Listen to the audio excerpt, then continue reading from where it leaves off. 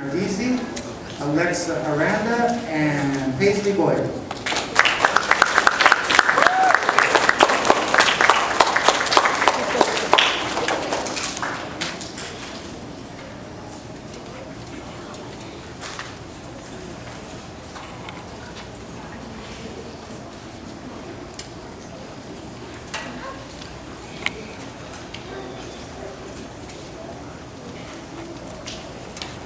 Room 203 is fortunate to have a student who demonstrates the character trait of respect every day. Her name is Belen Ardisi, and respect just seems to come naturally to her.